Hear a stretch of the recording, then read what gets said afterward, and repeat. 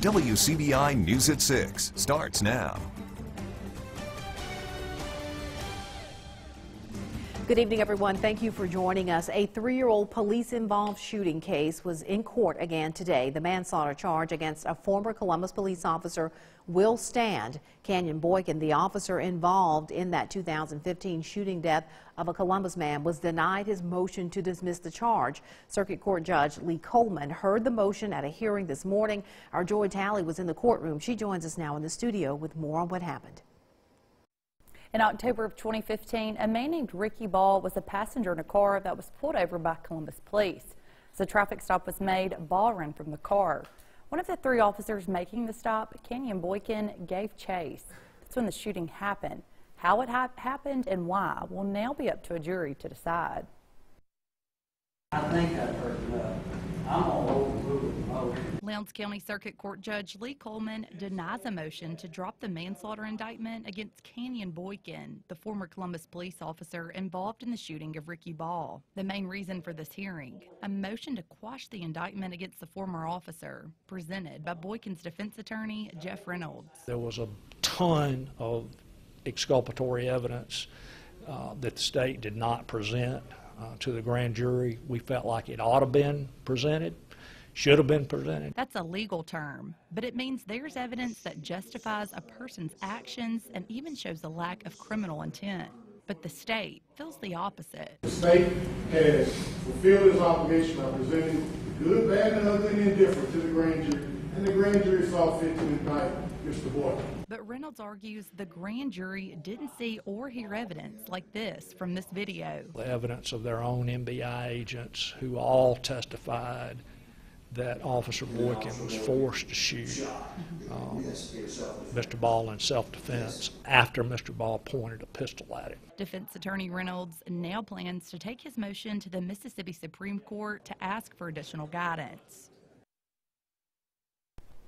Judge Coleman says a trial date should be set by the middle of next year. The case is set to be heard in Walthall County because of a previous change of venue ruling. A Tennessee man is charged with sexual battery in Oktibbeha County. The Sheriff's Department arrested 24-year-old Malik Aziz Mingo of Antioch, Tennessee on a single charge of sexual battery. Investigators got the complaint from a resident at a local apartment complex. Mingo is being held in the Oktibbeha County Jail tonight. His bond is set at $100,000. That case is still under investigation. Meanwhile, the investigation into the death of a Baldwin child continues and charges could change. 9-year-old Dalen Thomas died Wednesday while boarding a school bus in front of his home in the Pratts community. 22-year-old Hunter Newman of Marietta was the driver who hit Denson. MHP troopers charged Newman with aggravated assault because at the time of the arrest, the child was still living. District Attorney John Weddle tells WCBI that the MHP crash team is still actively talking to people, including eyewitnesses. The results of the investigation will be turned over to the DA's office, who will then review the findings and decide if other charges should be pursued. Newman was released today after posting a $10,000 bond. Some test moments today for Calhoun County residents are really early this morning after powerful storms marched through the area. EMA Director Randy Skinner tells us 6 to 10 homes sustained damage. About 12 roads there were closed due to downed power lines and trees. Calhoun County resident June Sturdivant's home was in the hardest hit area. She says her family is just happy to be alive and well. We were very fortunate. God took care of us. Our daughter's house across the road, it had 2 trees on it, but it's okay. Good. We're all fine and healthy, so we're thankful for that. There were no injuries reported from last night's storm. Skinner says if your home was damaged, you are encouraged to report it to the EMA office in your area. Well, heavy rains and wind downed some trees and scattered limbs across yards and roads in Plantersville. Those storms uprooted this tree. It fell across part of Highway 6, blocking the westbound lane east of Plantersville. Crews worked swiftly to get the tree cleared. Traffic was back to normal within an hour. In spite of some overcast skies out there, it looks like we are finished with those storms. For more on that, we check in with Chief Meteorologist Keith Gibson for a first look at tonight's forecast. Keith? No more rough weather for tonight. That's certainly good news. We've seen some clouds and some showers persist after the storms we had this morning throughout the afternoon. Even a little taste of sun in some lucky spots here today. Currently in Tupelo, overcast conditions. We have a little patch of light shower activity and a little bit of drizzle out there. Most spots will not see it, but it's out there, so be advised. That is underneath this big blanket of clouds that will be holding tough as we go throughout the evening and the overnight. We got temperatures in the upper 50s to mid 60s right now, but gradually cooler temperatures as we go throughout the course of this evening. So we should all be in the 50s, low 50s by 11 o'clock, back into the 40s tonight. I'm back with your weekend outlook, Andrea, in just a few minutes. The area's largest community foundation takes a look back at the past and recognizes locals who are making a positive impact. Our Allie Martin was at the Create Foundation's annual meeting today and brings us this recap. Of society. Tracy Hadley is with Change Amory and was able to tell hundreds of people how the Create Foundation has helped the small nonprofit. Create accepted us, and they give us credibility. Change Amory is a special project of Create. The organization helps individuals and families in areas such as budgeting and money management. It is one of many organizations in the 17-county area served by Create, which helps with accounting, fundraising, and other services. Create President Mike Claiborne says the annual meeting serves as a motivator to people throughout the region. Some of the stories that are shared will provide some inspiration and encouragement to others to think, you know, I can do that in my community. And so, again, it's just to kind of build on the momentum that we have and keep good things happening in Northeast Mississippi. Leaders in economic development and education say the Create Foundation plays a big role in the success of the entire area. You know, we know that community development precedes economic development. Create Foundation is a great economic development partner, but the communities are where it really happens. They're the actual first step for any company deciding to locate or expand. And that community aspect is what Create brings to the table, is bringing all the communities to get together, forming a great Northeast Mississippi community, and that impacts economic development, that creates jobs. Create has assets of $122.9 million, making it one of the top 3 grant-making foundations in Mississippi. Allie Martin, WCBI News. And 2 awards were also presented. The McLean Award for Philanthropy went to Mossy Oak, while the James Hugh Ray Award was presented to the Tupelo Lee Community Foundation. A new face is taking over recruiting efforts for the Army in our area. We meet him when we come back. You're watching WCBI's News at 6 with Andrea Self. Welcome back, everyone. The U.S. Army has a new leader at its recruiting company in Tupelo. First Sergeant William Curry was officially installed in that post during a change of responsibility ceremony this afternoon. It was at the Elvis Presley Birthplace and Museum. Curry will oversee 23 soldiers who are responsible for recruiting throughout the recruiting company's region. There you go. He says young men and women understand the many advantages of enlisting. We talk about the time management that they're going to learn, the leadership, the different, for being in the military, they're going to get culture and diversity. So there's a lot of tools that you will come out of the Army well advanced over your civilian counterparts just by serving 3 years into the military. First Sergeant Curry takes over from First Sergeant Savon T., who has been with the company for 3 years and is retiring. Lots of cloud cover across our region this evening. Columbus, Louisville, Mississippi, Vernon at Durham's Pharmacy, in West Alabama, Tupelo downtown there at Fair Park. You can see a light cloud cover. There's a little bit of light shower or drizzle out there, but we should see some improvement tomorrow. Details are next.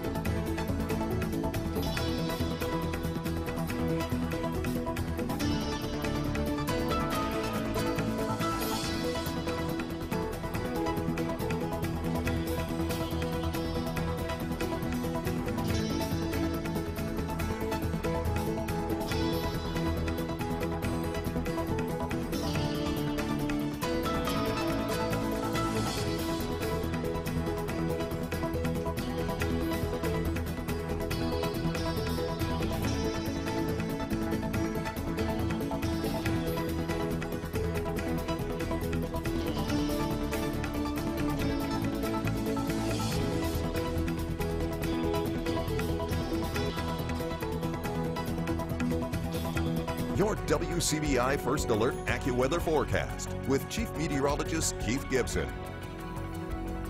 Friday night football coming up tomorrow evening, another night of Friday night football. It's going to be a cool one. We start out in the low 50s into the 40s during the game.